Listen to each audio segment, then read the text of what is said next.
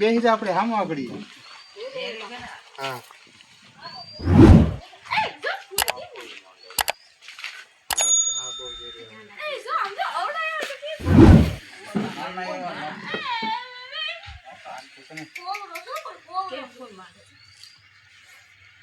ખબર પડી જાય ને પૈસા બે વચ્ચે ઘડે કેમ કરે. હા ઘડે કેમ લાગે ને પકડેલું છે ઘડે કેમ કરશે.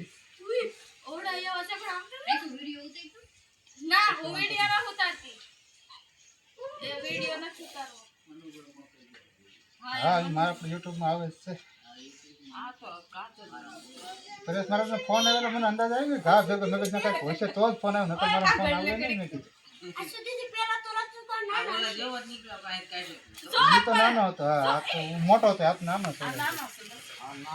અત્યારે બચ્ચા જ વધારે હોય, આવડા જ મોટા ભાગે નીકળે. ઠંડીનો નીકળે ઓછા, અત્યારે આમ હોય શાંત.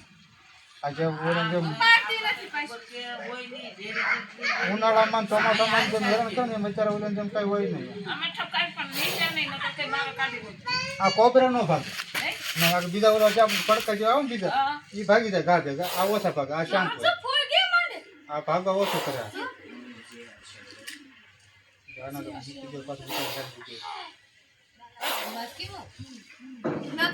બાલાભાઈ હોય તો આવે છો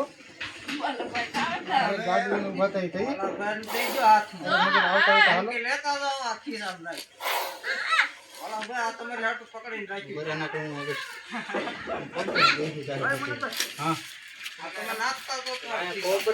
મળતા લાગે.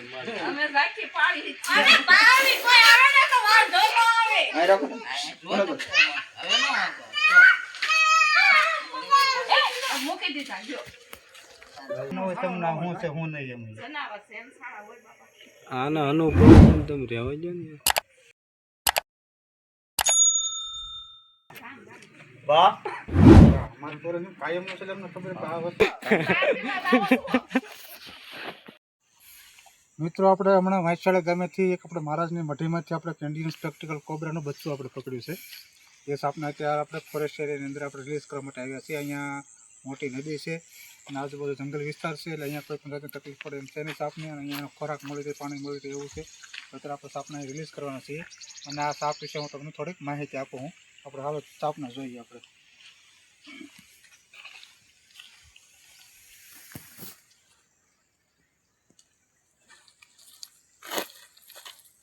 મિત્રો આ છે ઇન્ડિયન સ્પેક્ટિકલ કોબરા.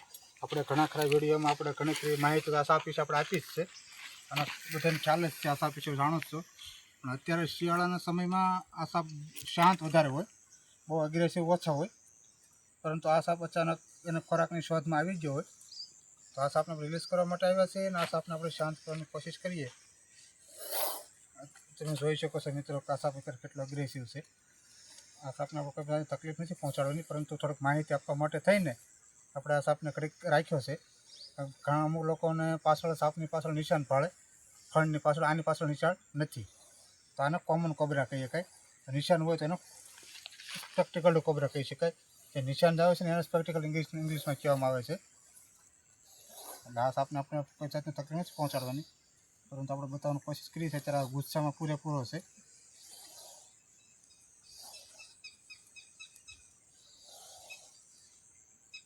કોઈ તકલીફ પહોંચાડવા આપણે રિલીઝ કરવાનો છે સાપને, તો આપણે સાપને બતાવવાની કોશિશ કરીએ. આ સાપના બાઇટ પછી આપણી પાસે 40-45 મિનિટનો ટાઈમ હોય. જો સમયે આપણે તાત્કાલિક હોસ્પિટલ પહોંચી જઈએ તો કોઈ પણ જાતની તકલીફ ન પહોંચે. પણ જો ઝાડ ફૂંક તંત્ર મંત્ર ઉતારવાના ચક્કરમાં પડીએ તો આપણો જીવ આપણે પણ ખોઈ બેસીએ. એટલે ક્યારેય પણ આવો સાપ કરડે તો તાત્કાલિક જ દવાખાનાનો સહારો લેવાનો, કોઈ પણ જગ્યાએ આપણે જવાનું નહીં, કારણ કે આ સાપનું ઝેર ક્યાંયથી ઉતરતું નથી.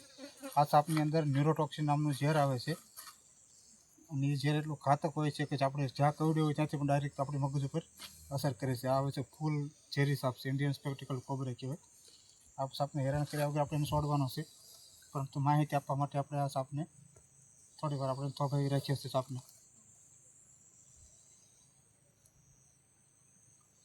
અને આપણે કોઈ પણ તકલીફ પહોંચવા દેવાની નથી. આ છે ઇન્ડિયન સ્પેક્ટિકલ કોબરા. અહીંથી આપણે મૂકશું એટલે આ મહારાજ અહીંથી જતા રહેશે. આપણે એને આપણે કોઈ જાતની કોઈ તકલીફ નહીં પહોંચાડીએ, અને આપણે કાંઈ થવા નહીં દઈએ. આ છે ઇન્ડિયન સ્પેક્ટિકલ કોબરા. આને યાદશક્તિ ઓછી હોય, 20% મગજ હોય.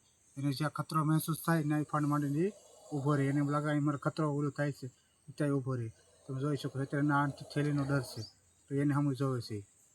એને ખબર નથી કોને પકડ્યો છે, પણ શું કરવાનું છે, આપણે છૂટો મૂકી દીધો છે, તો અત્યારે આરામથી આપણી સામે બેસશે.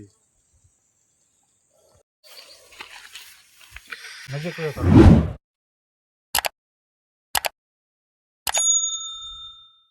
મિત્રો અત્યારે આ સાપનું ઉગ્ર સ્વરૂપ તમે જોઈ શકો છો. આ છે ઇન્ડિયન સ્પેક્ટિકલ કોબરા.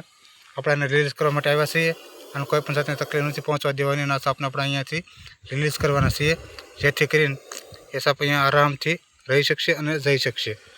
આ સાપને કોઈ પણ તકલીફ નથી પહોંચાડવાની. આપણે અત્યારે સાપનું ધ્યાન જ્યારે અહીંયા હોય ત્યારે તમે એને કેમીને પણ ટચ કરો તો એને ખ્યાલ ન આવે, પણ તો એગ્રેસિવ છે એટલે આપણે કોઈ વસ્તુ એને કરાવી ન કરીને એવું કરીએ તો એ સાપને આનું આ વસ્તુ ખાસ જોવાનું હોય. આ છે ઇન્ડિયન સ્પેક્ટિકલ કોબરા. આપણા સાપને હવે પૂરી માહિતી આપી દીધી છે.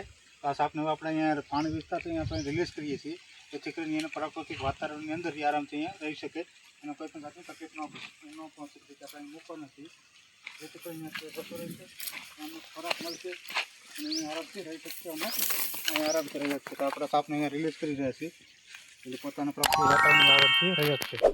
પાણીમાં આપણે વહી જશે.